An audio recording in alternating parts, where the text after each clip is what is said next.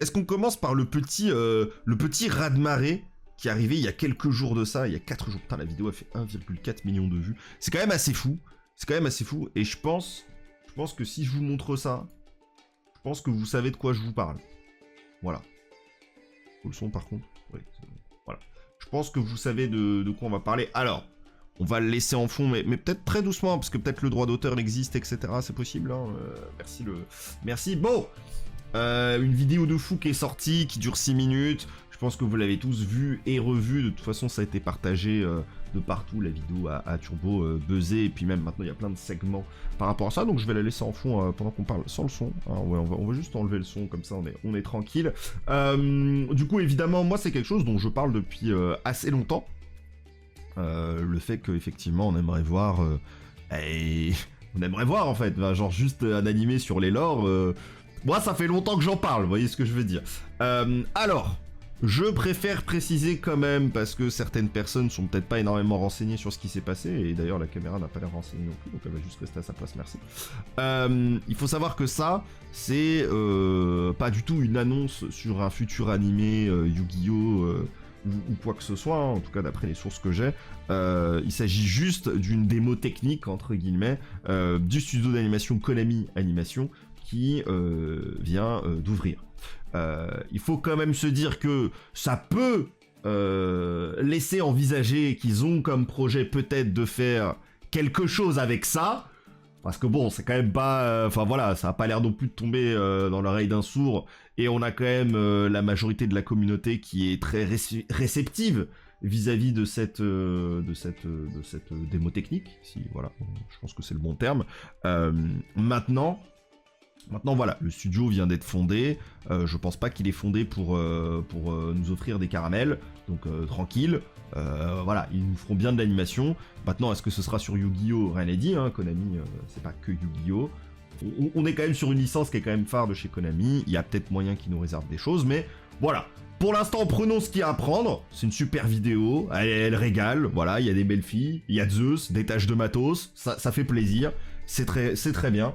L'avantage premier, c'était de prendre un thème pratique pour montrer plein de styles d'animation. Ensuite, ça peut aussi servir de test selon les retours, évidemment. Ouais, c'est ça. Je pense qu'il y a ce truc-là. Alors, je sais qu'il y a des gens qui disent « Ouais, c'est trop dommage, machin. » Mais dis, bon, enfin, d'un autre côté, ils vont pas boum, bim, badaboum tout de suite sur une série, alors que, bon, les retours... Enfin, moi, je pense que les retours sont importants, notamment... Voilà, bon, ça, moi, j'avoue, voilà, une série sur la base, moi, je suis chaud de fou.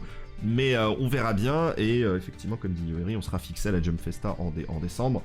On aura plus d'informations au fur et à mesure, on verra comment ça se passe.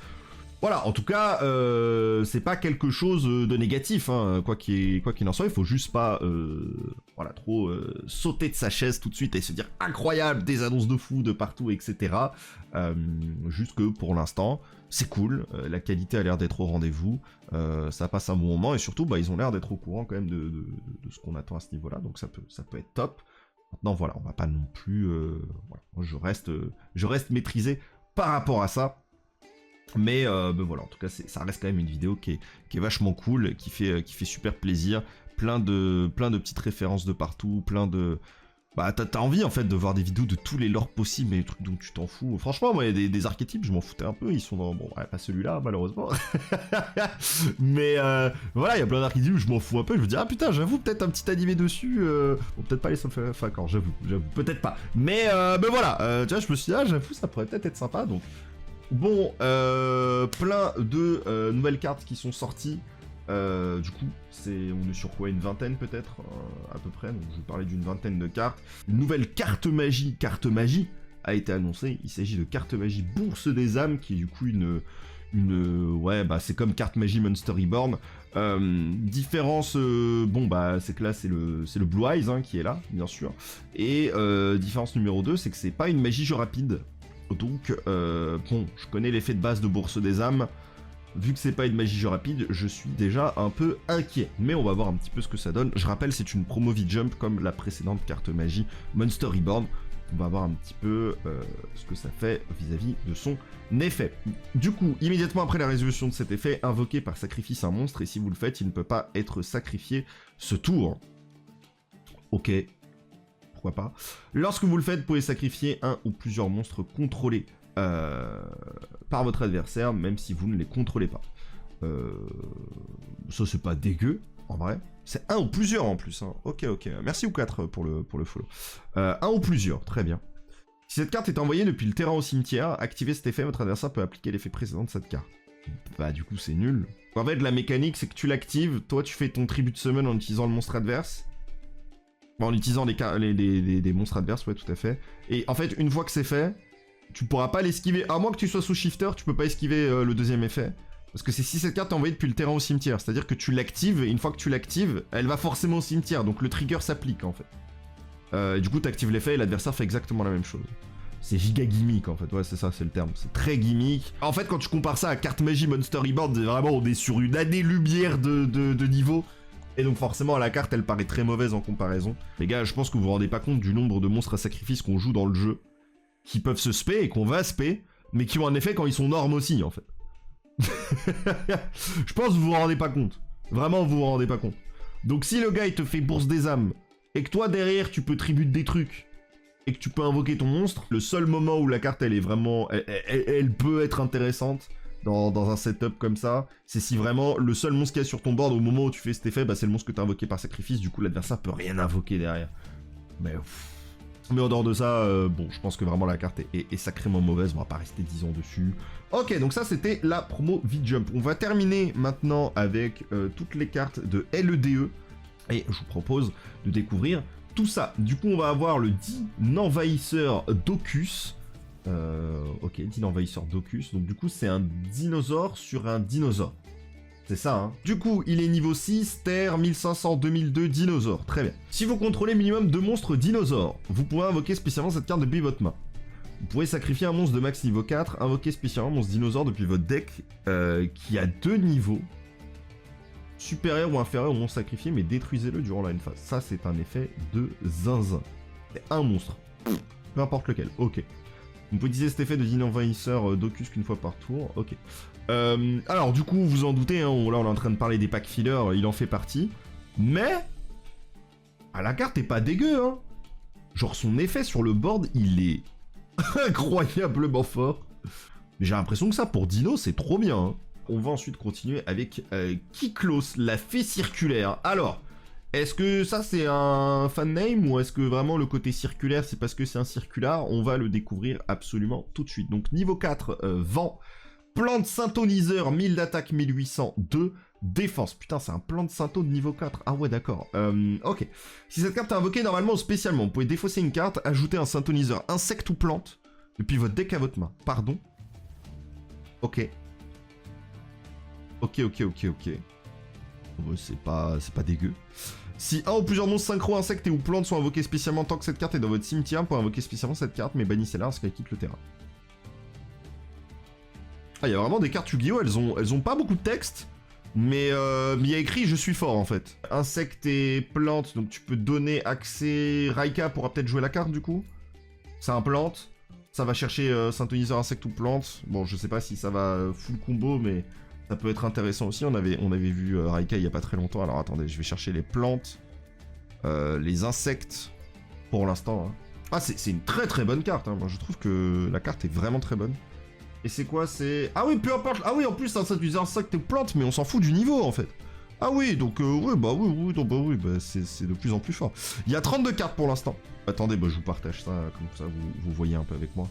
Mais ouais, tu peux aller chercher... Ah, c'est pas mal, hein. C'est pas mal, hein. Bon, Bulbulisant non, mais tu peux aller chercher Camélia, tu peux aller chercher... Putain, Épinette, c'est vrai que c'est un synthoniseur. Waouh, ça va tuto Épinette en légende. Incroyable. En vrai, même Féormi, ça joue hein, peut-être. Hein. Si tu veux juste faire des links, t'as déjà un plante dans le greffe, tu spé. Putain, en plus, oh ben regardez. Si elle va être utilisée comme matériel synchro pour un monstre insecte ou plante, tu peux être traité comme non synthoniseur. Donc si t'as un bon synchro insecte, un bon insecte plante en synchro, tu peux l'utiliser elle plus justement la circulaire qu'on vient de voir. La Kiklos du coup. Très bon, ça c'est très bon. Ouais, t'as Fille de la Rose aussi. Et il y a des petits trucs à faire, hein. Bon. Tout n'est pas parfait. Mais j'aime bien, hein. Bon, il y a des cartes qui sont quand même sacrément vieilles aussi, on va être tout à fait honnête. J'avais pas besoin de vérifier la liste. Mais la liste est plutôt solide, t'auras forcément des trucs que tu pourras faire. Ok, ensuite on va voir... Ah ok, j'ai cru que c'était une plante, non, c'est un pyro, très bien. Feu glacial, qui est un pyro level 3, feu, donc il est totalement bonfireable, c'est super. Si un joueur gagne DLP, vous pouvez invoquer spécialement cette carte depuis votre main. Oh là là. Une fois par tour, si un joueur gagne DLP, tant que ce monstre est sur le terrain, vous pouvez faire gagner 1000 LP à chaque joueur. Dans une pile plante, t'auras pas accès forcément à la carte très facilement. Il faut que tu soignes 2 fois. Une fois pour pouvoir l'aspect, une fois pour pouvoir profiter de l'effet. En plus, elle fait gagner 1000 LP, mais que à chaque joueur. Donc, pas juste à toi. Donc en fait, c'est même pas une carte qui est intéressante pour le time. Et par contre, son effet... Alors, par contre... Voilà, hein, on prend aussi les points positifs. Ça se paie des parts once per turn. Et ça fait très peur. Et par contre, son effet sur le board, c'est une fois par copie. Je pense pas que la carte soit broken. Je pense que tu peux faire des trucs avec, mais sans plus. Hein. Je pense pas qu'elle rentrera, par exemple, même dans un aroma. Je pense pas que tu joues feu glacial. C'est le fameux, en fait, et je pense que t'as des meilleures cartes à rentrer dans 40... Enfin, t'as 40 cartes dans ton deck, tu veux rentrer d'autres choses, je pense. Ensuite, on va avoir, du coup, Tyke Capricieux. L'artwork est légendaire, bien sûr. 2 monstres de niveau 1, 0 d'attaque, 0 de défense, c'est une bête. Ouais, malheureusement, humain, c'est toujours un peu compliqué. Hein. Pourtant, ça existe maintenant, le type humain. Qu'est-ce qu'on attend? Ok, donc 2 monstres de niveau 1. Une fois par chaîne, si l'activation d'une carte ou un effet est annulée, vous pouvez attacher une carte depuis votre cimetière et ou une carte depuis le cimetière de votre adversaire à cette carte comme matériel. Ah, donc il attache 2. Cette carte gagne des effets sur le nombre de matériels qui lui sont attachés. Ouais, en fait, tout va dépendre de ça. 1 ou plus, gagne 700 attaque-défense pour chaque matériel qui lui est attaché. Ça peut vite monter, mais bon, les negates, t'en as pas non plus 27 000 par année. 4 ou plus, non destructible ni au combat ni par des effets de cartes. Et 8 ou plus, effet rapide, vous pouvez détacher 4 matos de cette carte, détruisez toutes les cartes sur le terrain. Alors, le design est sympa, mais je pense que la carte est pas folle. Voilà. Ouais, faudrait que tu te manges 3 negates. Plus le fait que le cimetière de l'adversaire soit techniquement accessible, hein, ça se trouve il le sera pas tant que ça. Une fois par chaîne, c'est un effet qui trigger. Si ça triggerait pas, peut-être, tu vois. C'est genre un effet continu, c'est dès qu'il se passe, pouf, t'attaches direct et tu prends en réseau direct, tu vois, pendant la réseau. Ça aurait pu être cool. En fait, le problème, c'est que cette carte-là, pour moi, elle est trop situationnelle par rapport à ce que veut faire l'adversaire. Et en fait, pour moi, ton extra deck devrait être capable de répondre aux situations les plus importantes qui risquent de t'arriver régulièrement. Et en fait, sa situation à lui, je vois pas dans quel monde, en fait, t'es deuxième, tu te manges 3 negates et t'arrives quand même à sortir ce truc-là, tu vois. Enfin, en gros, c'est quoi? C'est tu sors ce truc-là et c'est là l'adversaire dit « Ok, c'est maintenant je te negate ». C'est trop bizarre, en fait. Je pense que la carte aurait pu être vraiment forte si, lorsqu'elle s'invoque, elle peut attacher autant de matos que le nombre de fois où il t'a negate, tu vois. Un espèce de bail du genre, tu vois. Mais en fait, c'est pas... Tu vois, genre que ce soit un peu rétroactif. Et du coup, ça permettrait peut-être d'effectivement dire « Ah ah, tu m'as trop negate, je te punis ». Mais là, c'est pas ce qui se passe. C'est-à-dire, si tu te fais negate avant qu'il s'invoque, bah la carte, c'est un paix dans l'eau, parce que du coup, il va plus te negate. Enfin, c'est trop tard, tu vois, c'est terminé. C'est spécial. Je trouve que la carte est spéciale. Je me vois pas la jouer personnellement. Je pense pas qu'elle soit si bonne que ça. Si les gens ont des idées de combo avec, ok. Mais en fait, je trouve que la carte, elle a trop un cul entre deux chaises. C'est le fameux, bah en fait, elle peut arriver soit trop tard, parce que du coup, toutes les negates sont déjà parties. Et bah si elle arrive, peut-être que l'adversaire, il va juste pas te negate, en fait. Enfin, tu vois, c'est le fameux... Et puis en plus, il peut se faire lui-même negate. Enfin, c'est un peu zarbe, mais ok. Admettons, tout va bien. Au moins, la carte est rigolote, l'art est très cool. Et je pense rien que pour ça, je vais quand même essayer de choper la carte, parce que la carte est rigolote, tu vois. Mais à part ça, bon, je pense que je la jouerai jamais, hein, je vais être tout à fait honnête. Ok. Ensuite, on va avoir, quand on veut, on peut sortir une magie de terrain qui est exceptionnelle, bien sûr, parce que la référence, elle est là. Je la connais, High Shield de Nijuichi, évidemment. Hein. Je crois qu'il y a un petit Senako Bayakawa là qui essaye de se franchir un chemin jusqu'au touchdown. Hein, forcément, en tant que fan d'High Shield, je ne peux pas ne pas remarquer la référence. Je ne peux que kiffer la référence, évidemment. Ok, donc c'est une magie de terrain. Ça me surprend un peu. Durant la main phase, le joueur du tour peut dévoiler un nombre de cartes du dessus de son deck, inférieur ou égal au nombre de cartes contrôlées par son adversaire, et s'il le fait, il ajoute une carte dévoilée à sa main. Puis il place le reste et une carte depuis sa main au-dessous du deck dans l'ordre de son choix. Une fois par tour durant la end phase, si le joueur du tour a dévoilé minimum 9 cartes avec l'effet de cette carte ce tour, il peut activer cet effet, mélanger toutes les cartes sur le terrain et cimetière de son adversaire dans le deck. C'est une dinguerie. C'est un pot de prospect, sans effet négatif. À part le fait que tu perds une carte de ta main, mais tu récupères ce que tu veux. C'est équivalent à Small World par rapport à ça. Bon, la carte que tu veux, non, tu dois dévoiler, mais... Ok. En vrai, rien ne t'empêche de jouer ça et de jouer d'autres cartes de consistance. Non, je pense que c'est vraiment une bonne carte pour le go second. C'est une carte sympathique. Parce que l'adversaire voudra certainement claquer quand même une interruption. En fait, c'est soit il va accepter l'interruption, soit il va accepter la carte et l'effet, soit il va laisser place, il va dire ok non, je snipe la carte tout de suite. Mais si snipe la carte, ça te fait une carte à toi qui n'a pas été snipe, donc c'est pas dégueu en fait. Non, c'est très très bien. Je suis très heureux. La carte a une référence à mon manga de sport préféré de tous les temps. Et la carte est cool. Genre ça, c'est une carte tu peux faire des trucs avec. Genre vraiment, genre tu vois, je vois cette carte plus potentielle, enfin, il y a plus de potentiel sur quand on veut on peut, que sur Taille Capricieux, je trouve, personnellement. Voilà. C'est cool, ça fait plaisir, j'aime bien, ce genre de carte, j'aime bien.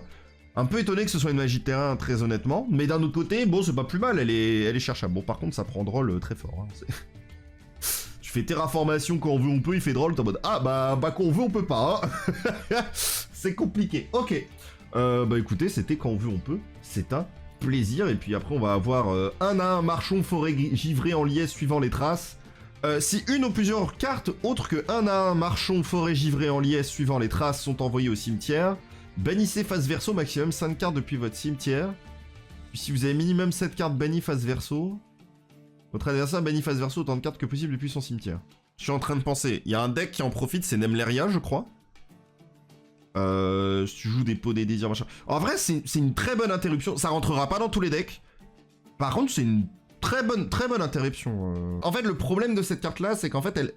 Je pense que même sur Prospect, le problème c'est qu'imagine t'as cette carte et pas Prospect en main.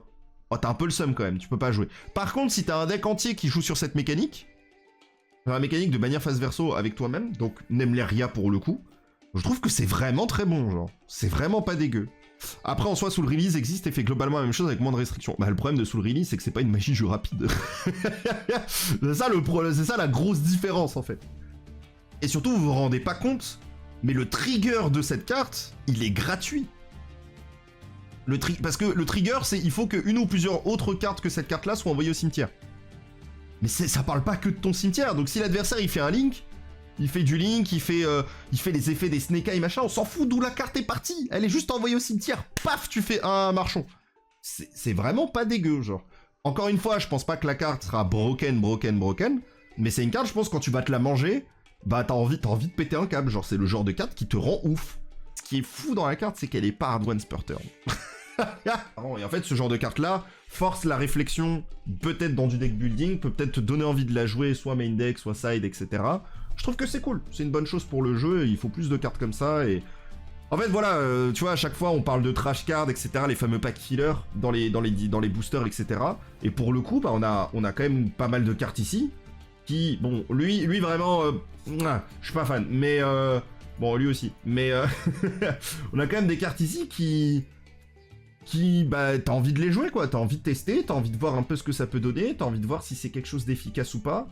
J'aime bien, franchement j'aime bien, c'est une bonne chose pour le jeu et il faut continuer à avoir des cartes comme ça. On peut passer du coup à la nouvelle extension qui a été annoncée, parce qu'en fait on s'arrête jamais, Yu-Gi-Oh c'est un jeu qui ne s'arrête pas, on a parlé de Phantom Nightmare, hop c'est fini, LEDE, on a fini LEDE, hop on continue, hop, nouvelle extension qui va sortir du coup, Forbidden Infinite je crois que c'est ça, Infinite Forbidden, ah mais merde dans l'autre sens, dans l'autre sens, bon c'est pas grave. Un nom de pack très stylé, un booster très stylé aussi qui met en avant Exodia.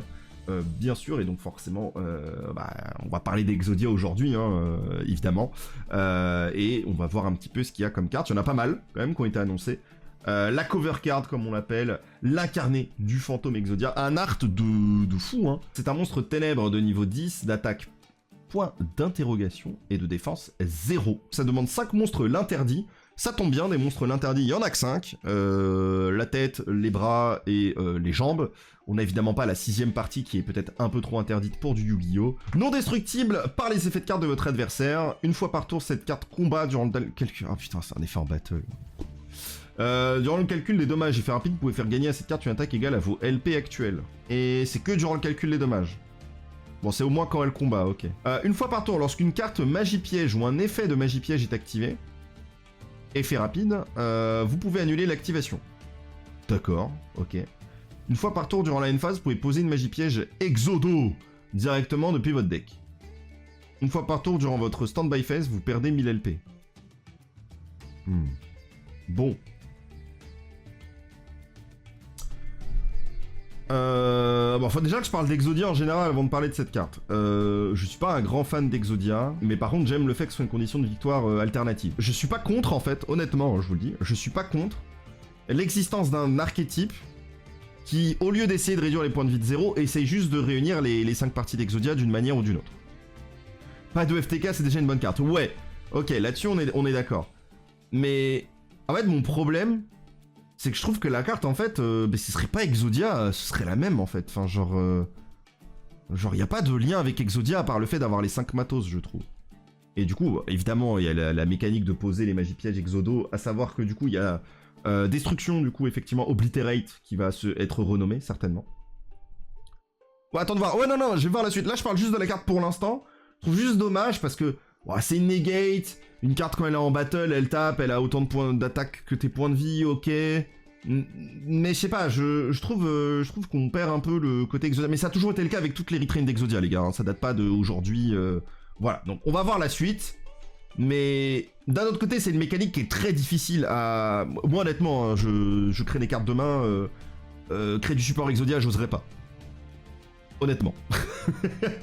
Parce que le problème, c'est que c'est trop difficile, tu vois, c'est vraiment trop difficile. Parce qu'en fait, t'as tellement de... Enfin, on a vu Exodia faire quelque chose l'année dernière, en YCS, et voilà, il y a des moyens un peu d'aller tricher, d'aller chercher les cartes, d'aller chercher les 5 parties. Donc forcément, si tu fais un archétype Exodia qui peut aller chercher toutes les parties de lui-même, en un tour, ça serait absolument abusé. Mais j'avoue que moi, s'il y avait du support Exodia qui existerait, voilà, on va voir ce que ça va être la suite, mais... Je dis moi ce que j'aimerais bien voir, à voir si ça va là-dessus, ce serait en fait un archétype qui permette d'aller chercher les parties, oui, mais qui puisse derrière aussi être un deck contrôle, c'est-à-dire il va pas le faire en un tour. Le duel doit être du grind, et s'il arrive à grind, là d'accord il va ajouter les parties petit à petit, et du coup il peut gagner comme ça en grindant, et s'il grind suffisamment de tours, il va remporter la game. Ça me ferait kiffer. Mais pour revenir à la carte en elle-même, la carte est pas mauvaise dans les faits, si tu lis la carte sans lire ses matériels, la carte est pas dégueu. La carte elle est pas destructible par les effets de carte de l'adversaire, ok.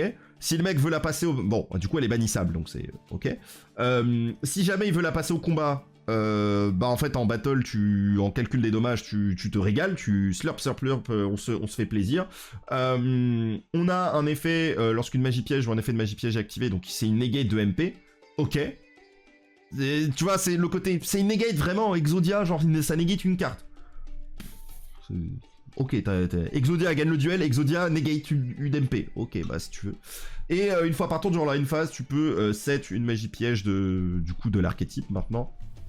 Très bien, pas de soucis là-dessus. Donc ça, voilà, on va voir un peu ce que ça fait. Et durant la stand-by phase, tu perds 1000 LP pour essayer d'équilibrer le fait que tu peux pas le passer en battle. Mais en vrai, c'est pas super intéressant. Ok, du coup la carte suivante, ce serait la croix millénaire. Montrez 5 cartes monstres l'interdit depuis votre main, deck et ou terrain face recto, puis invoquez spécialement à l'incarné du fantôme Exodia depuis votre extra deck, puis mélangez toutes les cartes monstres face recto que vous contrôlez, cartes monstres Exodia dont le niveau d'origine est minimum 10 et cartes monstres millénaires exclues dans le deck, et aussi vous ne pouvez pas invoquer de monstres le reste de ce tour, mais vous pouvez poser normalement. Oh, la restriction, elle est trop violente.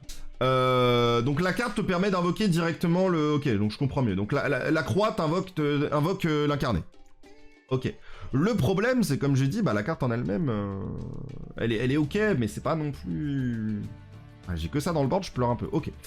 Admettons. Ok, maintenant je peux voir les MP, c'est ça? On regarde les MP et après on regarde le reste? Ok, on va voir. Donc on a Embrasement Exodo. Un monstre de minimum niveau 10 que vous contrôlez avec Exodia dans son nom d'origine gagne ses effets. Vous pouvez payer la moitié de vos LP. Vous ne pouvez pas activer d'autres cartes ou leurs effets le reste de ce tour. Et aussi détruisez autant de cartes dans les zones magie piège que possible. Puis équipez 5 monstres à l'interdit depuis votre main et ou deck à cette carte. Chacun comme une magie d'équipement qui lui donne 2000 d'attaque. Attends, du coup c'est une magie rapide qui donne ses effets à Exodia, mais du coup c'est pas un effet rapide, enfin genre Exodia peut pas l'utiliser en effet rapide. Ouais, en fait là l'idée c'est de transformer la condition de victoire en juste, en fait tu vas one tap l'adversaire, c'est l'idée, Je suis pas fan. Voilà. Je vous le dis, je suis pas fan. Plus que je trouve que la carte est pas folle parce que en fait ça te donne... Parce qu'en fait je suis en mode ouais, c'est une dinguerie, ça donne Heavy Storm en fait. Ok, mais en fait vu que tu peux pas l'utiliser, qu'en plus... Enfin tu peux pas l'utiliser pendant le tour adverse, mais en plus derrière tu peux pas activer de cartes. Tu peux pas activer d'autres cartes et des effets quoi, c'est une zinzinerie hein. Y a pas de archétype exclu, c'est vraiment tu peux rien faire d'autre. Ok, bah je sais pas quoi penser de cette carte hein. Ok. Puis c'est une carte, tu vas jamais la set en une phase, enfin c'est... Ok. Et ensuite on a Brasier Infernal, Flamme Exodo. Très bien. Si vous contrôlez un monstre Exodia de minimum niveau 10, détruisez toutes les cartes contrôlées par votre adversaire. Ça, c'est plus fort déjà. Tu la poses en une phase, t'as quand même un truc qui détruit tout. Ça, c'est mieux. Vous pouvez bannir cette carte depuis votre cimetière sauf durant le tour où il a été envoyé, puis activer un de ses effets. Ajoutez un monstre interdit depuis votre deck ou cimetière à votre main. Mélangez max 5 monstres interdits depuis votre cimetière et ou bannissement dans le deck. Ok, ça, c'est une très bonne carte. Ça, par rapport à la mécanique et tout, ça, c'est bien. Ça, c'est bien. Ça, y a rien à dire. Ça, c'est une vraie interruption. Il y a un vrai truc, t'as une carte qui clean le board et t'as une autre carte qui est la fusion du coup, qui te permet de negate des trucs. Enfin, qui te permet de negate une MP. C'est bien. C'est bien, c'est pas dégueu. Et ensuite, tac tac tac, on a Millénaire qui du coup est techniquement fait toujours partie de l'archétype Exodia sans être Exodia, enfin c'est un peu spécial. Ok. Donc on va avoir l'homme des cavernes réveillé après un millénaire. Force à lui. 2750 d'attaque, 2500 de défense. Non destructible par des effets de monstres. Vous ne pouvez utiliser chacun des effets suivants de l'homme des cavernes réveillé après un millénaire qu'une fois par tour. Si cette carte est dans votre main, vous pouvez la placer face recto dans votre zone magie piège comme une magie continue. Si cette carte est une magie continue, vous pouvez payer 2000 LP ou révéler une croix millénaire dans votre main. Invoquez spécialement cette carte, puis vous pouvez ajouter un monstre millénaire depuis votre deck à votre... Ok, je pense que je vais d'abord lire tous les millénaires avant de vous donner mon avis total là-dessus. Parce que pour l'instant, je sais vraiment pas quoi en penser. Golem gardant les trésors millénaires, très bien. L'activation de votre croix millénaire ne peut pas être annulée. Sympa. Vous ne pouvez utiliser chacun des effets de... Ok, très bien. Cette carte est dans votre main. Vous pouvez la placer face recto dans votre zone magie piège comme une magie continue. Ok. Cette carte est une magie continue. Vous pouvez payer 2000 LP ou révéler une croix millénaire dans votre main. Invoquez spécialement cette carte. Puis vous pouvez ajouter un sanctuaire de Wedju depuis votre deck à votre main. Parce que du coup, ce que ça va ajouter, c'est le sanctuaire. Le sanctuaire qui n'a pas le nom millénaire. Donc, il faut passer par des étapes. Sanctuaire de Wedju. Ok. Avec le fameux 5 parties d'Exodia. Quel plaisir. Magie de terrain. Durant votre main phase, vous pouvez placer un monstre depuis votre main face recto dans votre zone magie piège comme une magie continue. Puis placer un monstre millénaire depuis votre deck face recto dans votre zone magie piège comme une magie continue. Vous pouvez utiliser cet effet de sanctuaire du millénaire qu'une fois par tour. Si en plusieurs monstres millénaires face recto vous contrôlez sont des trous ou moi par un effet de carte, vous pouvez placer face recto dans une zone magie piège comme des magies continues et les envoyer au cimetière. Après c'est pas fini, il reste d'autres cartes. On va avoir du coup donc le golem, très bien, on a le bouclier. Non destructible par des effets de magie piège. Ok. Vous pouvez utiliser chacun des effets... J'ai l'impression vraiment leur premier effet non destructible par des effets de monstres non destructibles par des trucs, machin, on s'en bat un peu les reins, j'ai l'impression. Lui c'était quoi? Ah oui, c'est l'activation de la croix millénaire est pas annulable. Ok. Et du coup il ajoute pas croix millénaire, sinon c'est pas marrant. Très bien. Du coup, si cette carte est dans votre main, tu peux la placer face à toi dans ta zone magie piège. Si elle est une magie continue, tu peux payer 2000 LP ou révéler une croix millénaire de ta main, tu la spé, puis tu peux ajouter une croix millénaire depuis ton deck à ta main. Et ensuite, on a Jeune Fille de la Lune millénaire. Si cette carte... Oh putain, c'est une illusion! C'est bon, le deck va être fort! Tout va bien! Elle est tutorisable! Attention! Peut-être! Si cette carte combat un monstre, aucun de ces démons peut être détruit par ce combat, très bien. Cette carte est dans votre main. Vous pouvez la placer dans la zone magie piège, très bien. Si votre adversaire active une carte ou un effet, tant que cette carte est une magie continue, vous pouvez invoquer spécialement cette carte, et si vous le faites, votre adversaire ne peut pas cibler les monstres illusions et magiciens que vous contrôlez avec des effets de carte dessus. Bah du coup ça protège le gros Exodia des spies. Mais putain, en fait ça aurait dû être cette carte qui aurait dû être... ça aurait dû être cette carte en fait qui allait chercher la croix millénaire ou le reste. Je trouve. Parce qu'en fait comme ça t'aurais pu jouer l'apprenti. Parce que l'apprenti aurait pu être joué dans le deck pour aller chercher la jeune fille. Bon, je pense que ça se fera toujours. Hein. Mais en fait, le truc, c'est que la carte fait que contrôler. En fait, je trouve que c'est mignon leur truc, mais...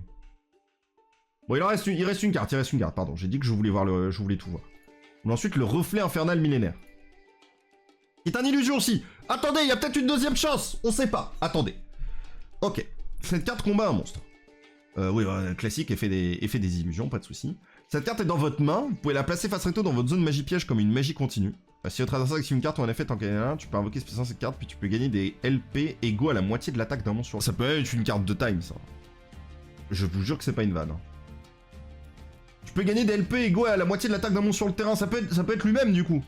Parce qu'il est déjà sur le board. Donc du coup, ça passe, on est d'accord. Donc pour le time, t'as déjà moyen de te régaler et de gagner 650 LP. Voilà. Donc t'as une option au time. Qui est techniquement tutorisable. Ok, et c'est tout, hein. Du coup, il n'y a pas plus pour ce deck-là. Ok, je vais revenir sur lui parce que, voilà. L'idée, en fait, c'est que toute la loupe, le but, en fait, c'est cette piège-là, la carte principale. Piège que tu peux activer en une phase. Est-ce qu'il y a un monde? C'est un piège normal. Est-ce qu'il n'y a pas un monde où tu peux juste... Parce que tu peux pas... Parce qu'en fait, j'ai l'impression que tu peux pas... Attends. Parce que celle-là, il n'y a pas de restriction. Il n'y a pas de... Tu peux pas activer les effets. Ça, c'est de la giga... Ça, c'est de la giga merde, je pense. En vrai. Je pense. Je pense que t'es obligé de la jouer x1 parce que tu dois équiper les 5 monstres l'interdit, là. En fait, ça permet d'avoir accès à tous les monstres un par un. Mais en fait, le truc, c'est qu'elle permet déjà de tuto, en fait. Donc, on s'en fout. En fait, de les avoir tous sur le board ou pas sur le board, ou qu'ils soient déjà dans la zone MP, enfin, on s'en fout en fait. Du coup, ok. Du coup, je pense que tu vas juste jouer ça en fait, parce que c'est trop fort. Ça se trouve, ça va même jouer une engine labyrinthe, parce que ça permettra d'activer la carte assez rapidement. Le problème, c'est que tu peux tuto que 3 monstres interdits, parce que t'auras que 3 exemplaires de cette carte. Tu peux pas la recycler. Et en fait, les millénaires, je sais pas quoi en penser. Tiens, je comprends l'idée. C'est en gros, tu les utilises, donc les millénaires, on va revenir. Donc, t'avais la croix qui est bien. Mais en fait, la croix là me fait penser un peu au Koakimeru, tu vois. C'est que tu dois avoir la carte en main pour pouvoir profiter à fond des effets. Et si tu l'as pas, faut que tu trouves un moyen d'aller la récupérer. Mais en fait, pour la récupérer, c'est compliqué parce qu'en fait, t'as lui qui peut te permettre d'aller chercher un monstre millénaire. C'est cool. Du coup, tu vas aller chercher lui. Pardon, pas lui. Tu vas chercher lui. Lui, ensuite, tu l'invoques. Mais en fait, là, t'es à 4000 LP. Donc t'es déjà à 4000 LP. Si t'as pas la croix millénaire en fait. J'ai un peu peur. Le deck se prend drôle très violemment quand même, hein, faut être tout à fait honnête. Effectivement, Vega, j'avais pas vu. Après activation, tu mélanges cette carte dans le deck au lieu de l'envoyer au cimetière, tout à fait. Donc c'est une carte qui se tuto en boucle, heureusement, parce que sinon le deck est un peu compliqué. En fait, ce que j'aime pas, c'est que ce que j'aime pas avec cette espèce de, je vais pas dire de trio, mais si pour moi c'est un trio, parce que t'as la croix millénaire d'un côté. T'as les monstres millénaires de l'autre. T'as le sanctuaire aussi qui est un peu tout seul, qui est pas trop une carte millénaire non plus. Et après t'as les cartes Exodia. Sachant qu'en plus tu vas devoir jouer les parties d'Exodia si tu veux profiter à fond du deck. Sinon ça va pas trop marcher quoi. Ça va être compliqué. Donc en vrai, je sais pas trop. Alors j'aime bien l'idée parce que j'ai compris. C'est genre c'est les tablettes que tu mets en zone MP, etc. C'est tout en lien avec ça, enfin il y a le côté un peu lore et tout qui est représenté, ok c'est cool. Faut rentrer Exodia, faut rentrer les 5 parties, plus l'archétype millénaire, plus le support Exodia. Enfin derrière, faut la place pour mettre des free spots ou des trucs du genre les gars, hein. Je pense pas que t'auras la place de rentrer en plus une engine. Mais ok, donc en tout cas il y a de l'idée. Je pense pas que moi je l'aurais fait de cette manière, mais c'est sûr que ça va créer des trucs. Est-ce que ça peut être un engine intéressant pour avoir un board? Techniquement, il n'y a pas de negate, il n'y a pas de problème en particulier. En fait, la seule lock, on est bien d'accord, la seule lock, c'est 3 millénaires, hein, un lock de zinzin. Donc ça, je suis pas fan. Écoutez, ça, c'était Exodia. Je sais pas qu'est-ce que vous en pensez. Je sais que certains vous kiffez. C'est plutôt cool.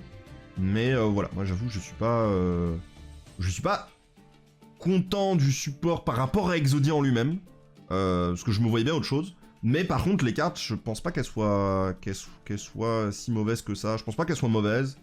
La lock est quand même violente sur ce que tu peux utiliser. Et voilà, pas un fan de DM, mais concept sympa. Ouais, moi j'avoue, le concept de juste Exodia one tap en battle, je suis pas super fan. Les deux dernières cartes qui a manqué, c'est du support, du coup, de notre cher sarcophage doré, du coup, si je dis pas de bêtises. Sarcophage doré de lumière, hein, bien entendu. Et donc du coup on aura le magicien sombre, le sorcier Eben, qui du coup un nouveau magicien sombre parce qu'on en a jamais assez. Mais bon, je me doutais bien que ça allait finir par arriver. On parle quand même du deck de Yui. On a eu ces monstres un peu emblématiques. Bah, il fallait bien qu'un petit magicien sombre finisse par faire son apparition. Du coup, il a les stats du magicien sombre. Jusqu'ici, rien d'étonnant. Et son nom devient magicien sombre tant qu'elle est dans la zone monstre. Intéressant, en vrai, c'est un petit effet, ça paraît bête, hein, mais c'est le genre d'effet qui peut faire la différence. Ça aurait pu être sympa que ce soit aussi dans le cimetière, mais enfin bon, ça c'est que mon avis, après chacun fait ce qu'il veut. Tu peux utiliser chacun de ces effets suivant qu'une fois par tour. Si Sarcophage doré de lumière est sur le terrain, tu peux spé cette carte depuis ta main. Ok. Et si cette carte est détruite par un effet de carte et qu'un monstre de minimum niveau 5 est sur le terrain, tu peux invoquer spécialement cette carte, puis tu peux poser une magie piège qui mentionne magicien sombre directement depuis ton deck. La carte toute seule, elle fait rien. Mais les cartes comme ça, pas fou.